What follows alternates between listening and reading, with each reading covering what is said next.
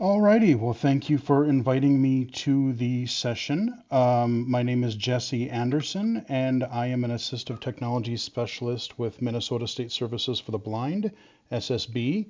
But outside of my day job, I do a lot of other work in assistive technology, game and technology accessibility, even like XR accessibility, which is virtual and augmented reality. So I've been doing a lot of that stuff for a little while now, several years. And so today is going to be kind of an overview of, I'm going to show you a few examples of some accessible games, talk about maybe how to get started. If somebody is in, like, maybe they don't know that, oh, I lost my vision and I could get some, I could play some accessible games, or maybe somebody is interested in starting, like, some field of game accessibility as a career. There's all kinds of different things that you can do. So I have just shared my screen. I don't have my camera because I figure it's more important to show all of the cool toys and all the cool games and such.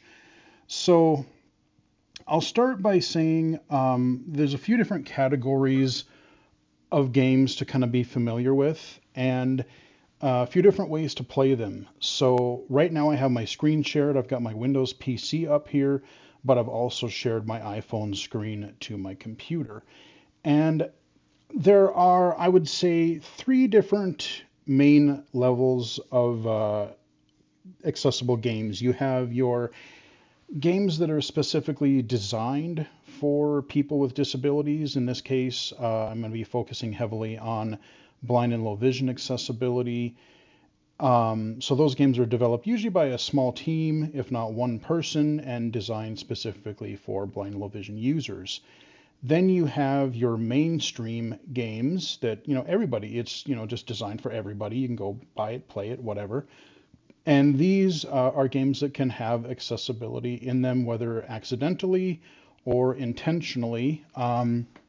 They can be accessible to users. And then you have games that are not inherently accessible out of the box, but sometime after the game has been released, could be days, weeks, months, even years, many, many years later, as one of the examples I'm going to show today just shows that people can, individual developers can come in and add mods or modifications to existing games. So you have your core game that you bought, it's a mainstream game, it's not accessible, but you can add these mods that will add various levels of accessibility to your game. So there's a lot of examples. There's even getting to be a growing number of examples of games that can do that have that right now, and I'm going to be covering one or two of them in today's session.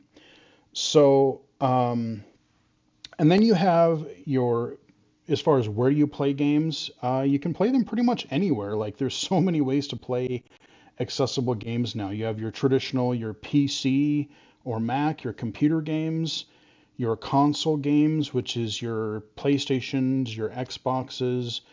Nintendo, well, they're expected to have their new Switch 2 console coming out later this year, but we have not heard as to whether that system is going to have embedded accessibility like Xbox and Sony have done the last generation or two. So fingers crossed.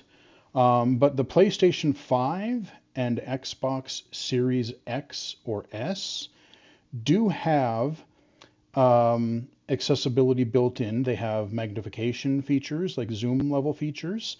They have a built-in screen reader text to speech that you can turn on, so you can navigate the dashboard of the systems. You can navigate the shop. You want to go search for and buy games or download apps, things like that. So PlayStation and Xbox do have those in their latest systems. Then, of course, you have mobile, which is what we're going to look at here in a moment. And then you have kind of new different things. If people have a smart speaker, either like a Google or an Amazon smart speaker in their home.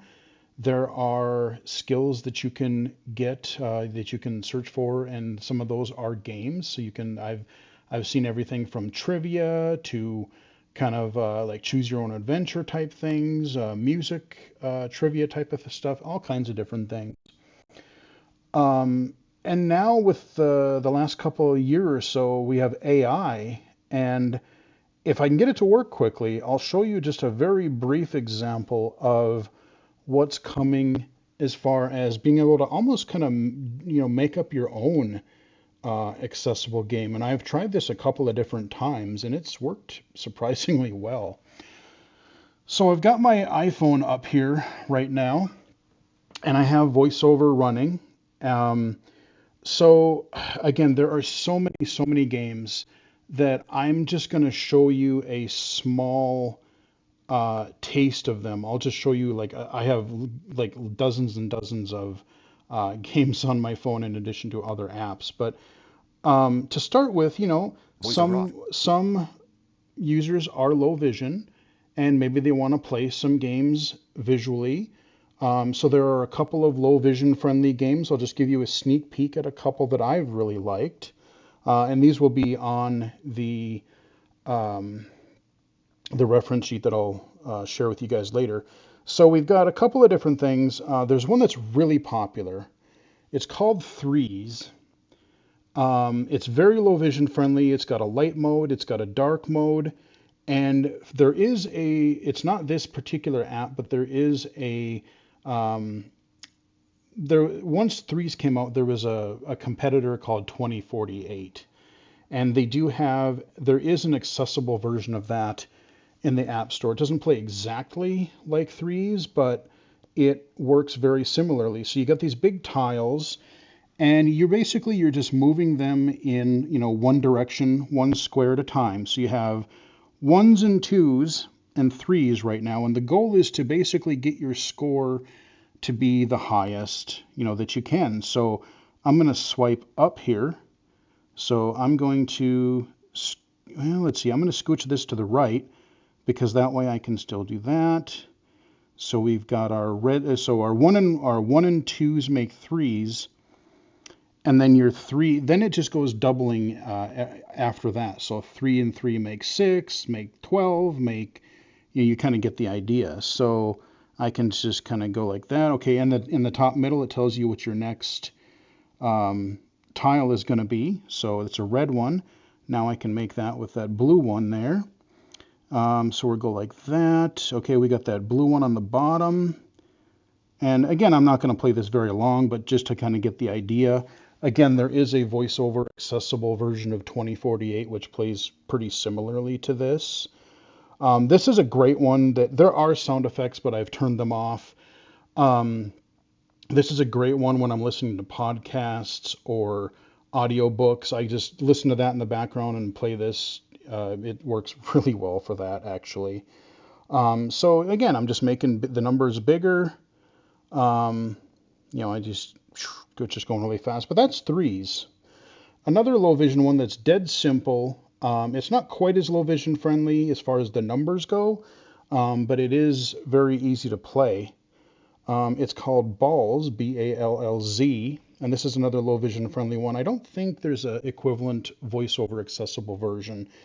So this one, basically, you have a ball at the bottom, and you have these blocks, and you kind of just drag your finger. You kind of pull down, and in this case, I'm going to pull down and to the left, and you see the line up there? It's kind of like, almost like you're shooting a pool ball.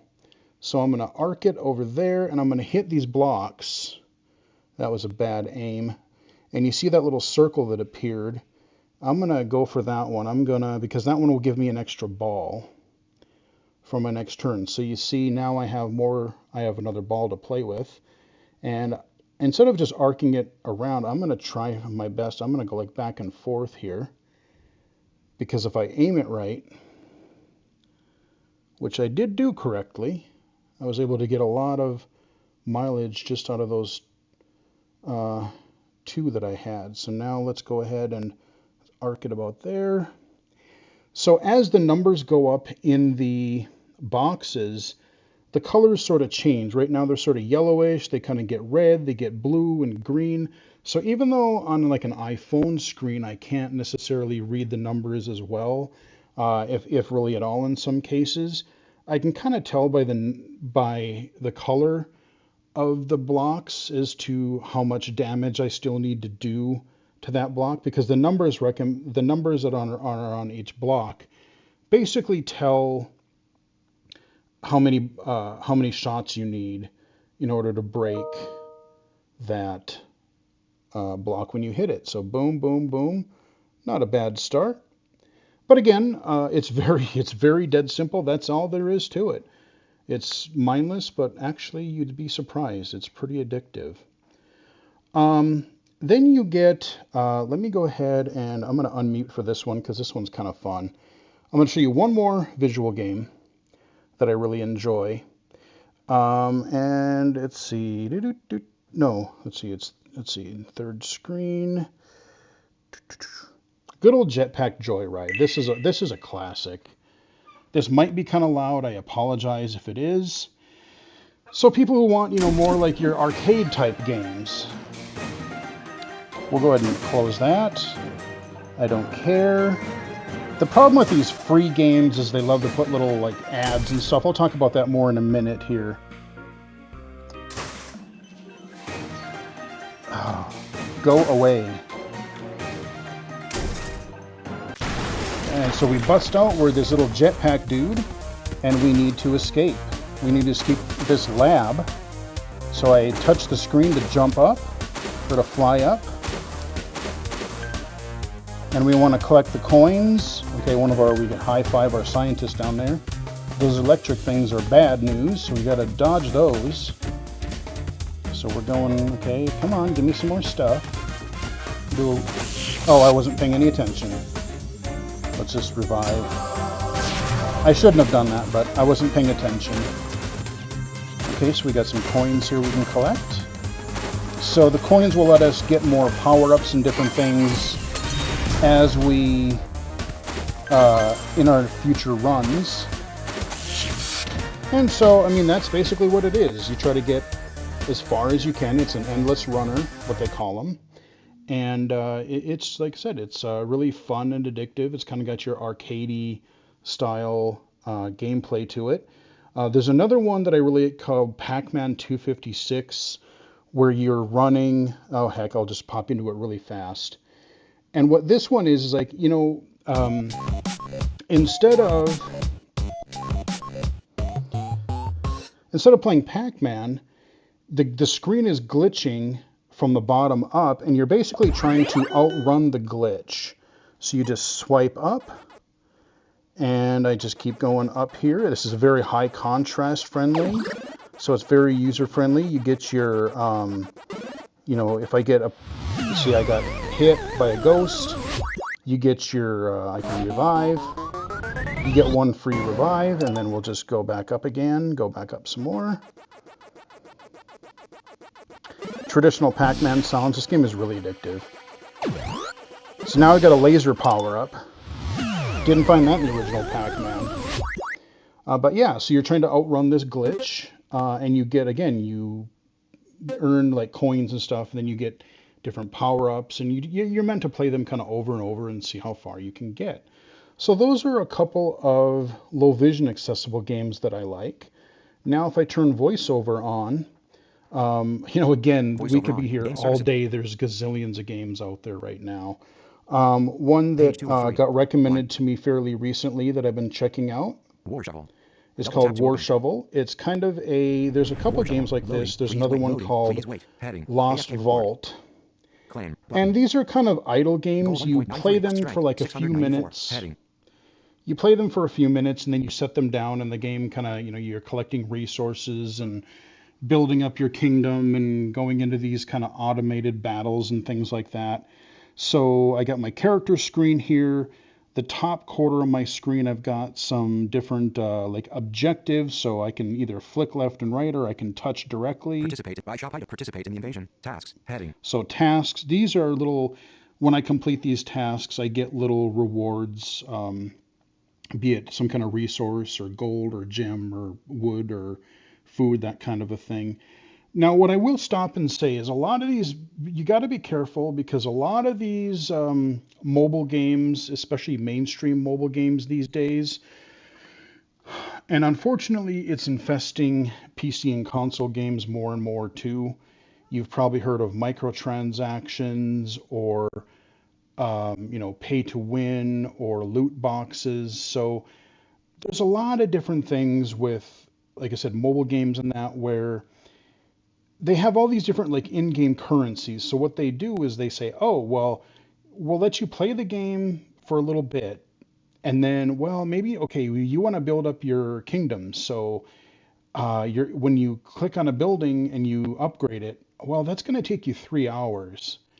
But if you pay some of these fake gems, which you can buy for real money, you can speed that up. So it's either wait or you speed it up. Or some games get really ruthless about it where there's literally like a half a dozen, if not more, different currencies, and half of them you can pay real money for, or some of them you have to pay real money for them. So it's really kind of an ugly thing, and I think I understand that developers have to support themselves, but I would, I guess I'm kind of maybe old school where I would prefer to pay for a game and then just be able to play it how and when I want to, instead of like, I know they can make more money that way.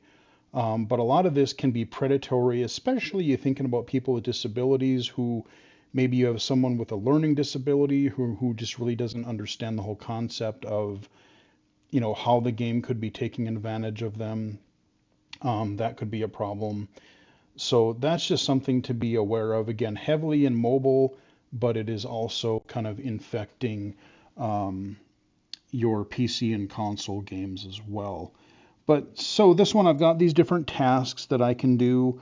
Participate in the invasion. I've Progress got 1 my of 5. stats for my main character. Selected. Player. Tab I've items. got different Tab 2 of 6. tabs. World. So Tab items. Tab let's 2 say I of want 6. to check and see how I'm crafting some items in the background, so I can make potions, or I can make potions or make armor, or all kinds of different things here. World. Tab 3 of So 6. world, this is where I'm like exploring.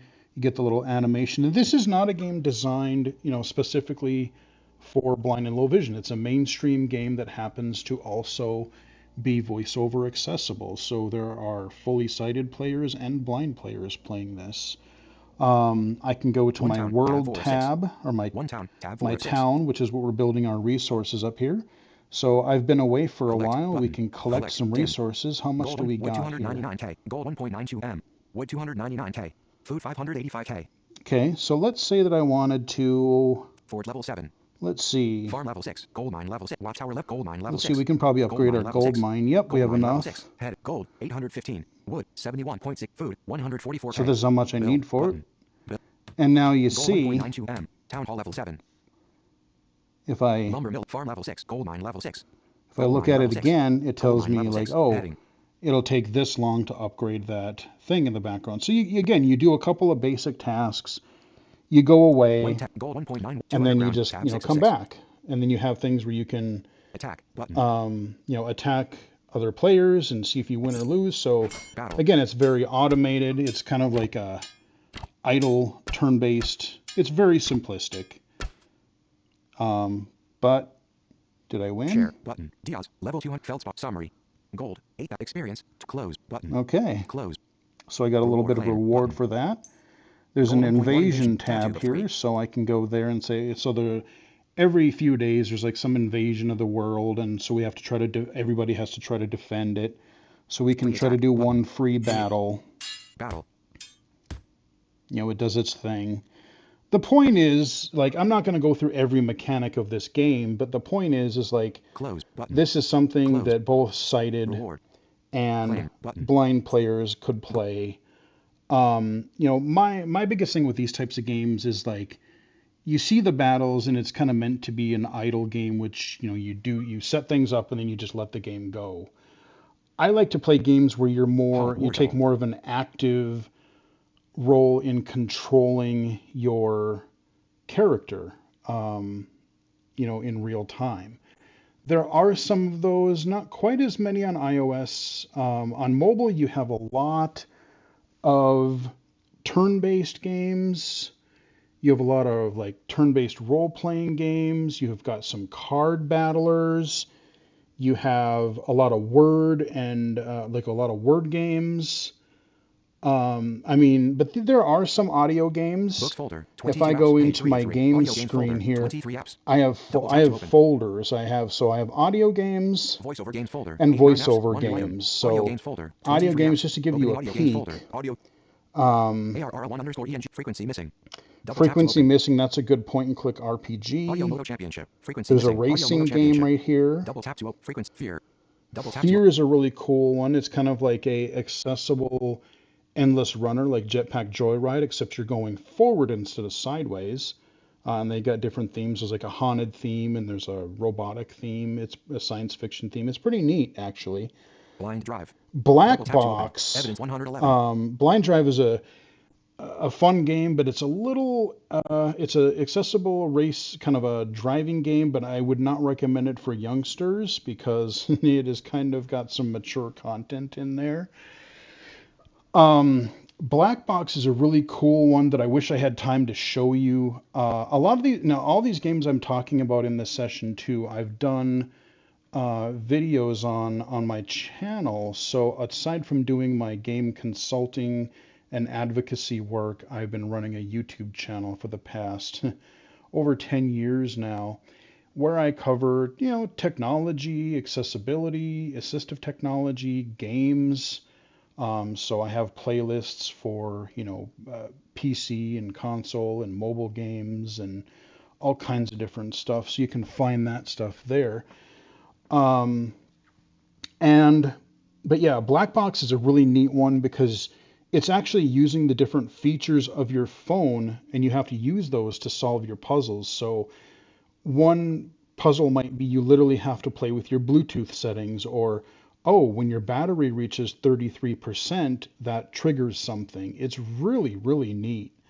It's kind of bringing the real world into your device into the game in a really unique way. It's very cool.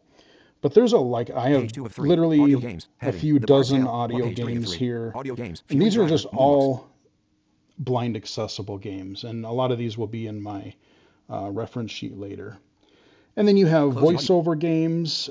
These games may have audio as well, but you primarily have to have voiceover running to play them. Some games are self-voicing, so you don't actually have to have, or you shouldn't have a screen reader on to play them because they have their own narration.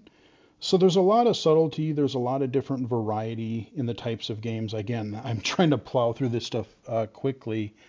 We are definitely going to open it up for questions at the end, but today's just a brief overview.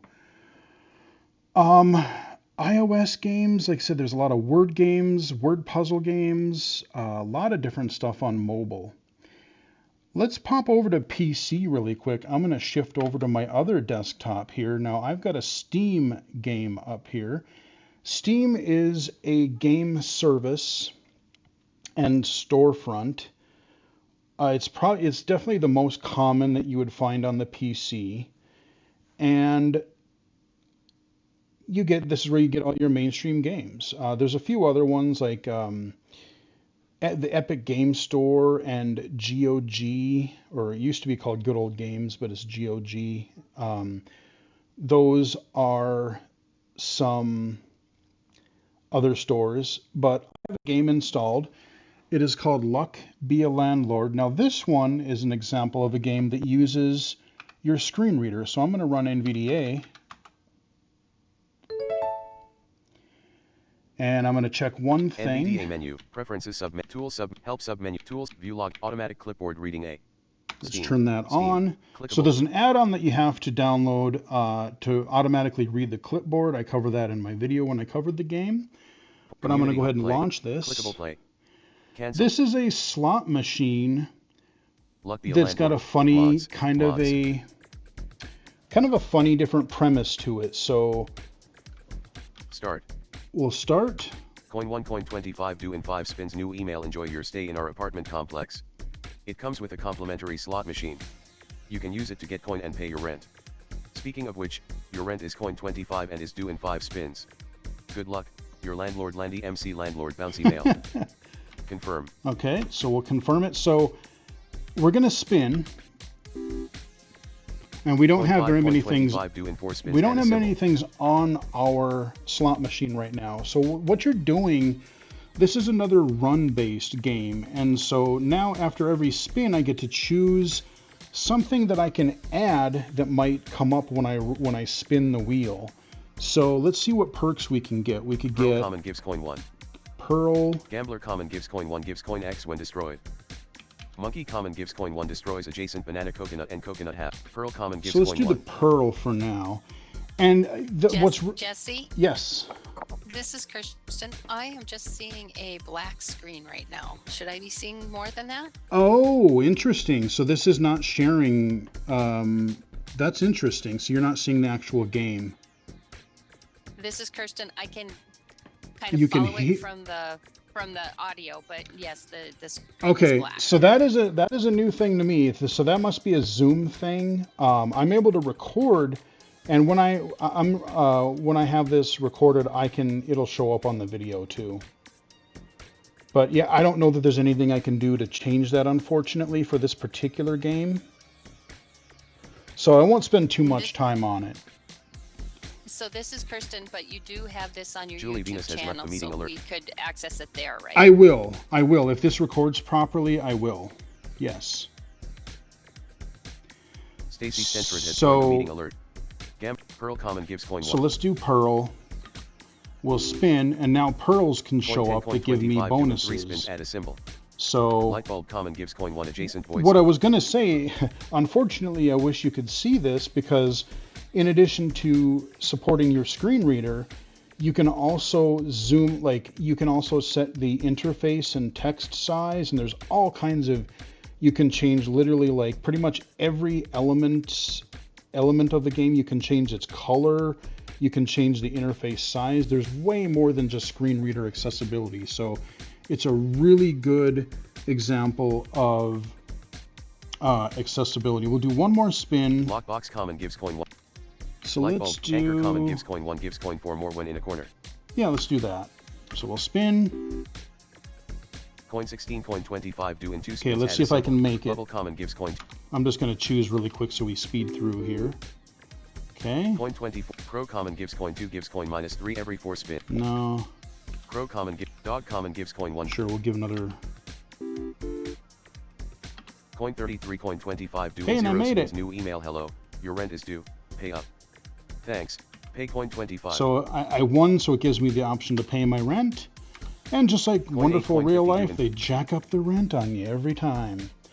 So I'm going to stop that there Steam. because Steam unfortunately I wish that was showing up visually, but you're seeing my desktop again. Are you seeing that again, the desktop? This is Kirsten. Yes, we're seeing Okay. your desktop again. Okay. Thank you. No problem. So I know I want to leave at least, 5-10 minutes for questions, and we can cover different things as well. There are so many other games, PC and console, that if I had more time, I would love to go in more detail. I've shown you a lot of kind of simpler games, but what's really neat is that in the last, I would say since about 2020, is when a lot of the mainstream gaming industry started paying more attention to accessibility. I think it really started kicking up in about 2015 or so, but 2020 is when it really started to catch on to the mainstream. There is a devoted game accessibility conference. It is hybrid, in person and virtual.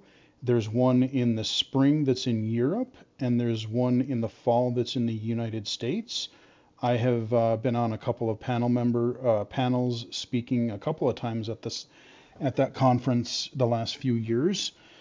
So they have players, they have game developers, they have advocates, they have all kinds of different sessions. It's super fascinating. All of their sessions for the past few years have been recorded and archived, and that link will also be in the reference sheet I will get to you guys. but they're, like I said, big mainstream AAA games that, everybody, you're all of the, if you have kids and their sighted friends are talking about the latest games, there's starting to be more mainstream accessible games like was it last year or the year, no, year before, Forza Horizon or Forza Motorsport, I'm sorry, Forza Motorsport, the latest in the Forza racing series, which is available for Xbox and PC. It is a full simulation racing game that is totally blind accessible. And if I had time, I would love to be able to show it to you. It is not a game I would recommend to new gamers because it is extremely complex. Because literally you can have all the assists on, or you can eventually take a lot of those off, and you're playing the same racing game that all your sighted friends are playing. What games really kicked things off in 2020 were the Last of Us series. Again, this is another M-rated game, so I wouldn't recommend it to your youngsters, but teenagers and stuff, it's up to you guys. But The Last of Us 1 and 2 is a Sony PlayStation 5 and PC game series. The Last of Us Part 1 is on both, and The Last of Us Part 2 is already out on PlayStation 5 and will be hitting PC this April.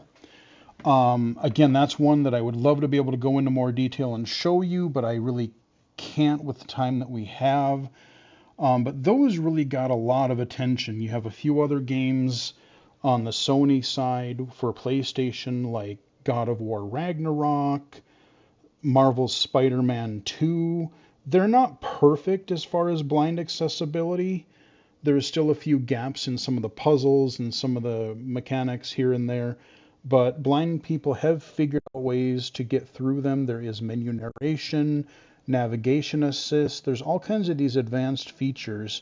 So to wrap up, I'm going to show you one or two more games, and I hope to God that they show Tobii properly. Accessibility Mod V820. So remember earlier I mentioned mods. So there's a little game that you may have heard of, came out 30 years ago, called Doom. Made a bunch of people crazy in the 90s, but I've been playing it visually for the past, 30 years, and some of it's not really spin-offs, but similar types of games. This is a first-person shooter. You've heard of Doom, you've heard of Call of Duty, those types of things. This is one of the old, the granddaddies of first-person shooters. So people want to play action games just like their friends do. Well, a few years ago, there's a guy, Alan Dwin, or Mr. Alan D1, and as he's known online. He found out about, there was a little documentary about a guy named Toby Ott, who was wanting to play Doom and was, basically in order to play it, he had to use cheat codes because there was no way to really navigate the world and know what the heck he was doing. So over the past several years, Alan and his team have started making this Tobii accessibility mod. That's where Tobii Doom comes from. And so Tobii Doom, like I said, it's been in development for at least 5-6 years now. And I kind of got involved around 2019, 2020-ish. I think it was like 2019, maybe even 2018. And it was literally like Christmas Eve or Christmas Day last year, version 8.0 comes out, and it has added so many new features. Like it's just where the mod is now compared to where it was a few years ago when I started consulting on it and trying to help out and come up with ideas, and I do testing for it. So we're going to open up. God, how to do this quickly. I can play. It adds accessibility to the original Doom games, Doom and Doom 2. But he's also created level packs that are more streamlined. They're based on the original Doom and Doom 2 levels, but they're a little more blind friendly. So I can try to play the originals or I can play the Toby modified versions of them. And then there's an original campaign called Operation MDK, which I'm going to show you in a moment. And then, so back in the day, when id Software, who made Doom, made these games, they worked with another company because they wanted to get other games that used basically the gameplay engine, kind of the thing that made the game. They wanted other people to use their engine and make their own games, use their tools to make their own games. So another company called Raven Software basically created a couple of games that were like medieval Doom. So Doom is like your science fiction future Mars base gets invaded by demons from hell. Yes, that is actually what happens. And then your other games that Raven did, Heretic and Hexen, took those Doom tools and made basically a couple of medieval first-person games. And I'll give you a glimpse of both. And a lot of the tools that are in things like The Last of Us and different things, it's not exactly the same here, but you'll kind of get the idea of that.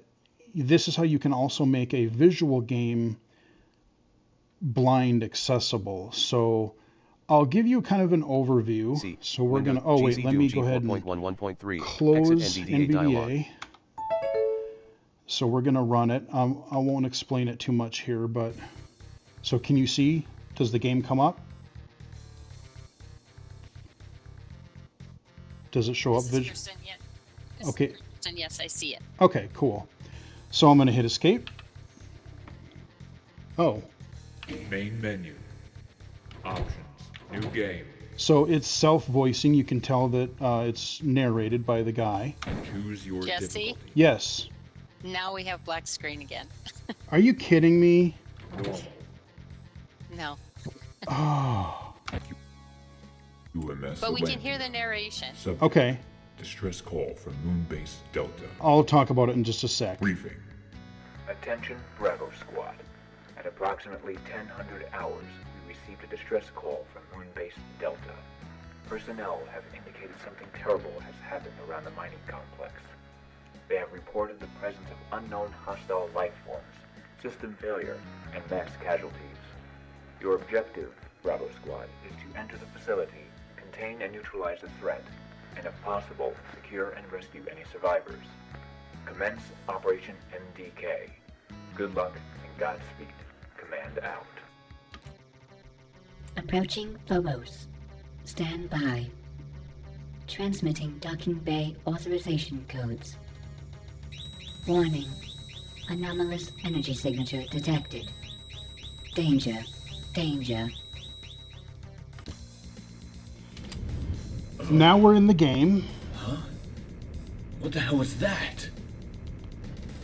Better go check it out. So can you see UMS anything anymore? Athlantia. This is Kirsten. We're still seeing just a black screen. I love when we have technical issues like this. I did not, because I can record these games no problem, but I did not know that they wouldn't come through via Zoom. That was something unknown to me. So this is Kirsten, and what I think we'll do is we'll make sure that on the sheet we have a link to your YouTube channel. So Sure. this is just an introduction to Yep. what some of the options are, and then they can go and watch. Okay. We can all go and watch later. Yeah, and I guess I could say, well, you guys get to be immersed. You can't cheat and look at the screen just like a blind person would have to do. It's a demo of immersion, shall we say. So, again, we're looking down the barrel of our pistol here. We are in first person. And I can play with the keyboard or keyboard and mouse. And what's cool is if I hit, so I can ask what direction I'm facing. West. If I turn, Southwest. South. Southeast. Northwest. North. West. South. or I can freely move, turn left and right with the mouse, and then just query, I can hit Q to, Southwest. okay, I'm facing southwest. If I want to know what my health is, I can hit another hotkey. Health. 100%. bullets. Pistol, 50 bullets. If I want to know what I'm getting into for level. Secrets, 0 of 0. So this is a very Monsters, short intro level. 0 of 10. Items, 0 of 0. And again, there's way more to go into here, but like there's wall detection systems, so we're navigating a 3D environment.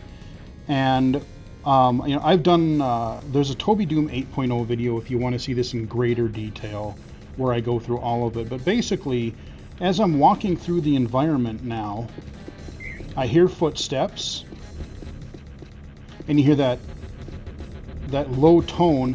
That means I'm running into a wall. And if I hear the wall on the right, that means there's a wall to my right-hand side. When I walk forward, that chirp means there's a door in front of me and I can open it. Okay, they're mad. So I found a couple dudes. Now you'll hear another chirp. That means I'm targeting. There's something in front of my gun that I can target.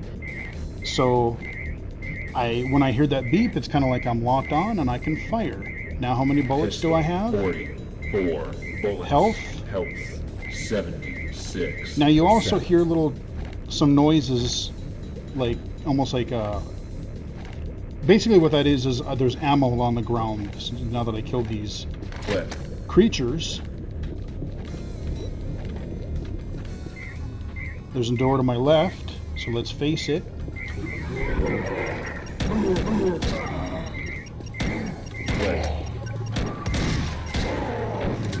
Shotgun. Oh, I got a shotgun. Now that noise that you hear, that other beeping noise, that different beep, is a key. Yellow key card. West. West. So I turn west, I turn around. Now those other noises that you hear, like computer terminals, are just ambience to help you, just like if you were doing an O&M lesson and you're teaching someone to listen for that fountain, or listen to some noise that you can really count on in an environment, that helps you. There's a compass system. Like I said, I can see what directions I'm facing. But there's another feature that's pathfinding. So I'll show it when I go into Hexen in a moment. But let's beat this level really fast. So we got a door. Got him. Southwest. So this will make more sense when you watch it visually, but again, living by immersion here. That beep is something that I can shoot that's not an enemy.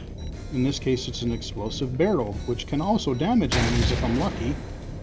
So we shot that. Another door. Got him. So the game that I've been playing visually for the past 30 years, it took maybe 25 plus years later, but now blind people can play basically the game that started this whole genre of first-person shooter. Mainstream developers are still making Doom levels and Doom mods for sighted players to this very day, and including entirely new games. So even though this game is, yes, 30 years old, it's extremely still relevant. Oh, you got me. But I got you back. So that little alarm clock sound, end of level. Boom. As you take control of the ship, you try to process what you had just witnessed. Whatever this strange energy was. So there's a little story between your levels. I'm going to main quit menu. for now. Quit game. Are you sure you want to quit? And I'm going to show you really quickly. Unfortunately, it's probably not going to come through visually, which really stinks. Where did my... Oh, no. Where did my... That shouldn't have closed. All right, hang on. Toby... Play... Let me see. I got to magnify for a sec. Play Toby, Heretic, Hexen. So we'll switch over to Hexen. So this is this game added a few different things beyond what Doom did. So again, this is your medieval kind of swords and sorcery, medieval type of thing here. Main But just menu. like Toby Doom, Options. New game. new Choose game. your player class. So this game, they add a few different things. There's not only you're not running around and just shooting things and collecting keys, but you are collecting inventory items that you can choose to use at any time. So if you're like playing Dungeons and Dragons or familiar with something like that, you can pick up, healing items or things that give you more strength or make you invisible or make you fly. And you also are given the ability to choose 3 different character classes. Again, think about Dungeons and Dragons. You've got a fighter. Arias, the cleric. Aratus, the fighter. Arias, the cleric. Daedalus, the mage. Random. Aratus. I like my the fighter, Which dude. Episode. So we'll just play regular. There's a demo map. Toby Hexen And we'll go is to your Toby difficulty. Hexen. We'll do easy for now. The Dark Castle. And unfortunately, you may have a black screen here. But I want to show you 1 or 2 more really quick things before I open it up for Q&A. So we're walking forward. Again, we've got our footsteps. West. We've got our same compass system. We've got some dudes here, but I'm a fighter, so we're going to punch this demon in the face. And we're going to lock onto him. Kill that guy. Oh, there's another one he is. There we go. Got him. I can check my health. 94%. Fists. So, Southeast. oh, before I do that, let me, let's see, where was that door? There's a door that I want to... Castle key required. Okay, so I found a door, Castle key required. and it Castle makes its own sort of unique noise, and it tells me that I need a castle key. Crystal vial. So crystal vials give me health. But if I walk over, this is another really cool feature that, like The Last of Us and some of these other games have also used in a different way, where this is a key. Castle key. So I found the castle key.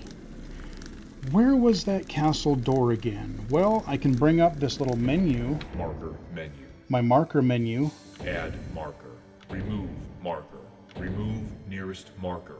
Exploration. Pathfinding. Pathfinding. Note, this is experimental. Pathfinding. Stop pathfinder. Level start. Castle door. Castle door. Menu dismiss. What this does Found. is, if I've discovered a key place in the environment, like the level start point, or a key door, or I can even lay down my own place markers, like let's say that I don't need the health now, but I found a bunch of health items, I can set my own marker down and then play through the level some more, and then, oh, where did I find that health that now that I need it, I can come back to that place marker. So what it did is, because I found that key door, I can center this in my audio, and I can walk toward these breadcrumbs. So you hear it's on the left. Now I'm going to turn to the left. It's guiding me like my little breadcrumbs.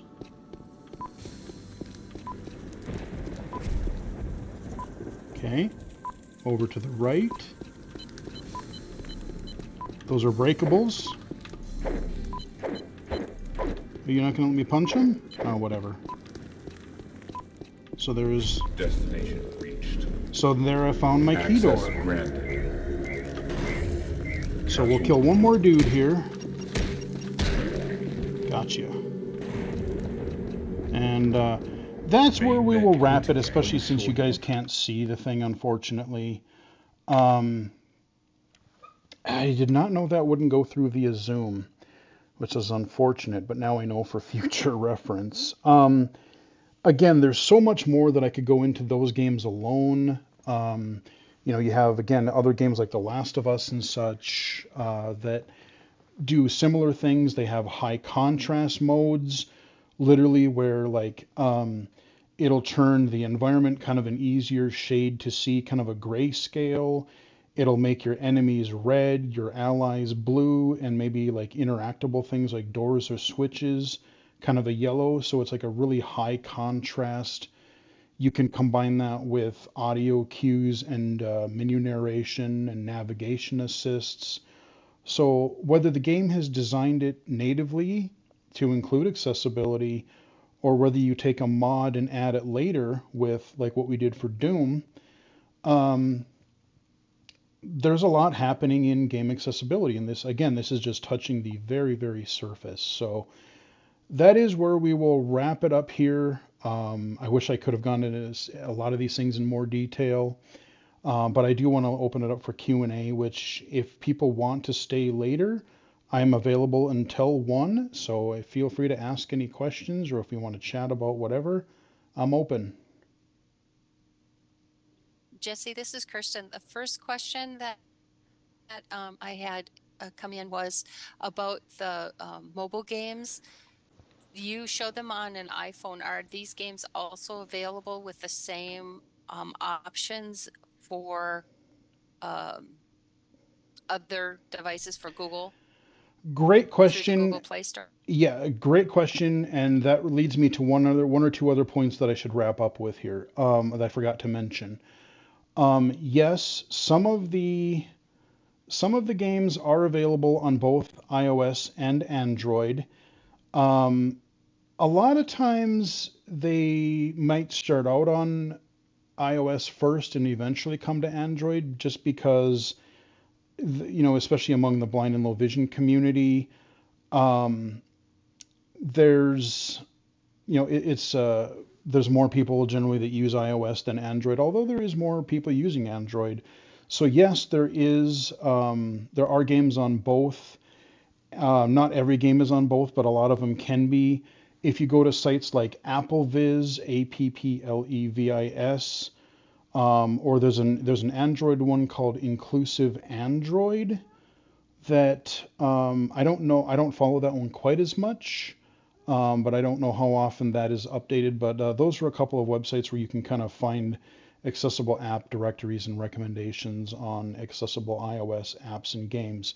But one other thing that I really briefly wanted to mention was that if this is overwhelming for people, the way that I would start, that I would recommend starting, is to not necessarily, you don't have to invest in all new gaming hardware to get started, to see if it's something you would enjoy. Start with the devices that you already have, because most people these days have a computer. Most people have some sort of a smartphone or tablet, and start with a couple simple games on one of those platforms. And then if you find that you get used to it, that you start liking it, then you can kind of graduate into like, oh, maybe I will invest in a Xbox or a PlayStation later on down the road.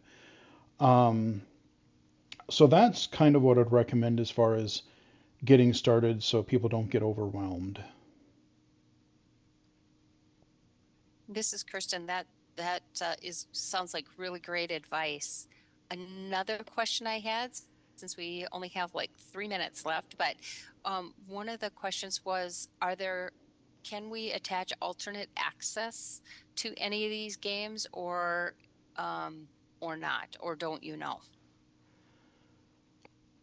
By alternate access, you mean like different control methods? Yes, like a switch or Some of voice them, activation. it depends on the device. I mean, if like for iOS games, for instance, if it's a voiceover accessible game, odds are if you can use a switch or other input device to control voiceover, then if that game is voiceover accessible, then it should work. Xbox actually has their adaptive controller that came out a few years ago, and that also supports, it's like a simplified controller that you can modularly add other pieces to it, like analog sticks or switches and different things like that. Sony just came out with their adaptive controller. What was it? I think it was sometime last year. So they have, it's a little bit of a different design or style, but they have their own accessible controller. Again, the Switch, they don't really have a lot in the way of accessibility. The Switch does have built-in magnification that you can turn on, but you can't use the zoom and play a game at the same time. But you can like turn the zoom on, read something on the screen and then turn it off. That's the way a lot of these zoom features work on gaming consoles. But it really depends on the platform as to whether it'll support like alternative control methods. All right. Well, this is Kirsten Doubles again, and I want to thank you, Jesse, for sharing this information with us. We look forward to looking at the resources and visiting your YouTube channel for more information. And we also look forward to having you back on March 22nd, or nope, wrong, April 22nd, to talk about AI and accessibility. And by that time, we will figure out this glitch with the Zoom and screen sharing, so we don't have the same issues with the black screen. Yeah, well, the good news for AI is that because I'm sharing my iOS screen, that shouldn't be a problem. And even the apps there's an app or two for Windows that I can show. Those won't be a problem. I think it's just something to do with like full screen games. It seems to be the issue. And unfortunately, I totally forgot and didn't have time to show you that AI demo of like creating your own sort of adventure. But there's an app that is in beta right now called Ally that's doing some pretty neat stuff, and maybe we'll cover that next time. That sounds great. Again, thank you so much for sharing all of these resources with us, and thank you all for attending today. We will see you at the next session on February 25th with Beth Poss. Thanks again. Have a great day. Thank you. Were there any other questions? This is Kirsten. I didn't see any additional questions in the Q&A, so I think we're done for today. Thank you. Alrighty, thank you very much. I'll stop screen sharing here. Yes. Recording stopped. Where did my screen sharing go? There we go.